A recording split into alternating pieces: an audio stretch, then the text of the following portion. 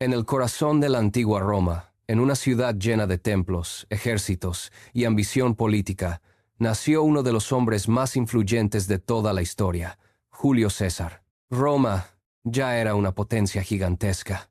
Su república dominaba gran parte del Mediterráneo y sus ejércitos eran temidos en todo el mundo conocido. Sin embargo, detrás de esa grandeza se escondía una lucha constante por el poder. Julio César nació en el año 100 a.C., dentro de una familia patricia llamada la gens Julia, una de las más antiguas de Roma. Según la tradición, su linaje se remontaba hasta Eneas, el héroe troyano que, según la mitología, había fundado la estirpe romana. Pero a pesar de su noble origen, la familia de César no era especialmente poderosa en aquel momento. Roma estaba dominada por otras familias aristocráticas que controlaban el Senado y las decisiones políticas de la República. Desde joven, César mostró algo que lo distinguiría del resto, una ambición enorme. Era inteligente, carismático, y sabía cómo ganarse el apoyo del pueblo. Mientras muchos aristócratas despreciaban a las clases populares, César entendió algo fundamental.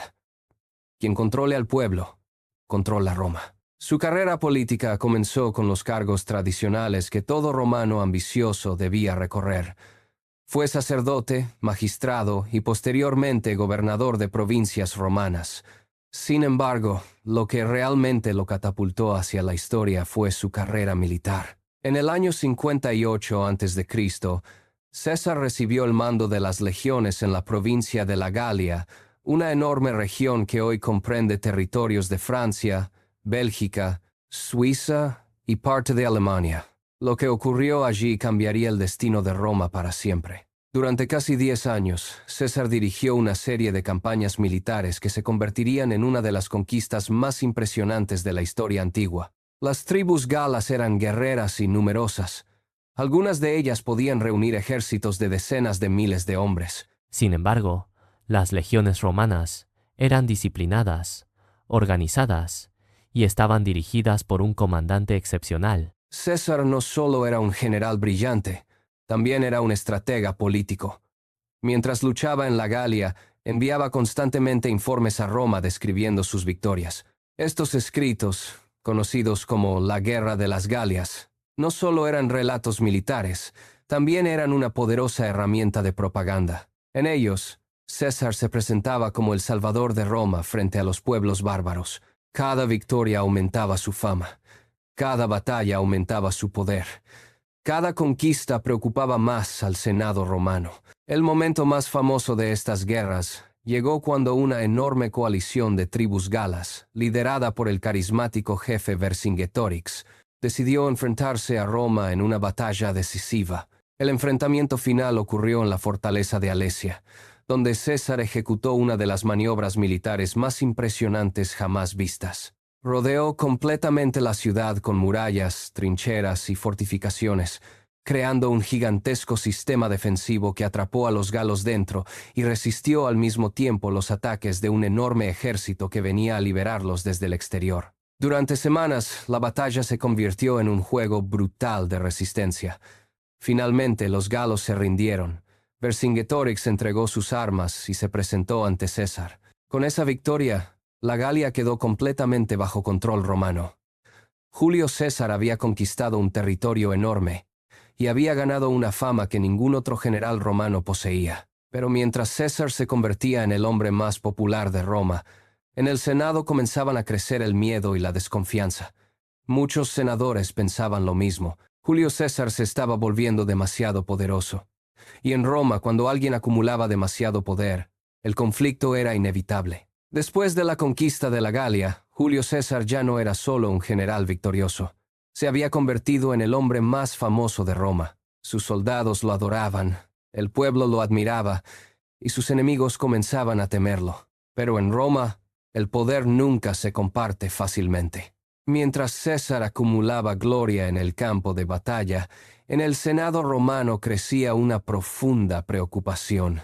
Muchos senadores temían que aquel general victorioso regresara a la ciudad con un ejército leal solo a él. Y en la República Romana existía una regla clara. Ningún general podía entrar a Italia con sus legiones armadas. Era una ley creada para evitar que los militares tomaran el poder.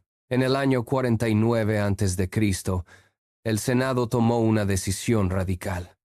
Ordenaron a Julio César que abandonara su mando y regresara a Roma como un ciudadano común. Pero César sabía lo que aquello significaba. Si regresaba sin poder militar, sus enemigos políticos podrían juzgarlo, humillarlo o incluso condenarlo al exilio. Entonces tomó una decisión que cambiaría la historia. En el norte de Italia existía un pequeño río llamado Rubicón. Ese río marcaba la frontera que ningún general podía cruzar con tropas. César llegó hasta allí con sus legiones y se detuvo. Durante un momento el futuro de Roma quedó suspendido. Si cruzaba ese río, estaría declarando guerra contra la República. Finalmente, según las crónicas históricas, César pronunció una frase que pasaría a la historia: «La suerte está echada», y cruzó el Rubicón. Ese simple acto inició una guerra civil que sacudiría toda Roma. Las fuerzas del Senado, lideradas por el famoso general Pompeyo, intentaron detenerlo. Pompeyo había sido aliado de César en el pasado, pero ahora ambos hombres estaban destinados a enfrentarse. Durante años, la guerra se extendió por todo el Mediterráneo. Italia, Grecia, Egipto, África. Cada batalla acercaba más a César al poder absoluto. Finalmente, en el año 48 a.C., las fuerzas de Pompeyo fueron derrotadas en la decisiva batalla de Farsalia. Pompeyo huyó hacia Egipto buscando refugio, pero cuando llegó allí, los gobernantes egipcios tomaron una decisión brutal. Creyendo que así ganarían el favor de César, asesinaron a Pompeyo y enviaron su cabeza como regalo. Cuando César recibió la noticia, según las fuentes antiguas, se sintió profundamente indignado.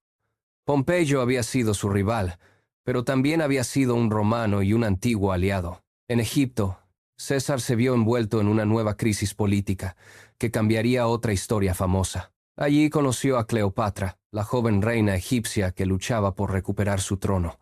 Entre ambos surgió una alianza política y también una relación personal que pasaría a la historia. Con el apoyo militar de César, Cleopatra logró consolidarse como reina de Egipto, pero Roma seguía esperando. Cuando César regresó finalmente a la capital, ya no quedaba nadie capaz de desafiar su poder. El Senado, sin alternativa, le otorgó un título extraordinario: dictador de Roma, primero por 10 años, luego dictador vitalicio. Por primera vez en siglos, Roma ya no estaba gobernada por una república de senadores. Un solo hombre concentraba el poder. Julio César comenzó entonces una serie de reformas. Reorganizó el calendario romano, redujo las deudas, distribuyó tierras entre veteranos y realizó cambios políticos destinados a estabilizar el imperio. Pero mientras algunos romanos lo veían como el salvador del Estado, otros empezaban a verlo como algo mucho más peligroso: un rey. Y en Roma, la palabra rey era sinónimo de tiranía.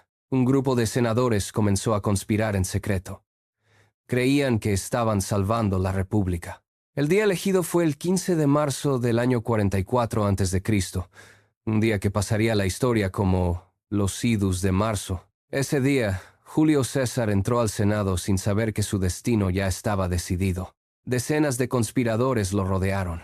Entre ellos se encontraba un hombre en quien César confiaba profundamente: Marco Junio Bruto. Las dagas aparecieron. Los golpes comenzaron. Según la tradición, al ver a Bruto entre los conspiradores, César pronunció una frase que resonaría durante siglos: «¿Tú también, Bruto?». En pocos minutos, el hombre más poderoso de Roma cayó al suelo del Senado. Había recibido 23 puñaladas, pero los conspiradores habían cometido un grave error. Creyeron que al matar a César salvarían la república.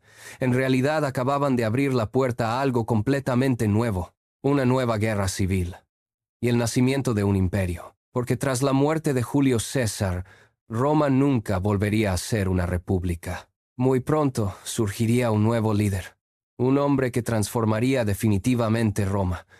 Su nombre era Octavio, y con él comenzaría el Imperio Romano.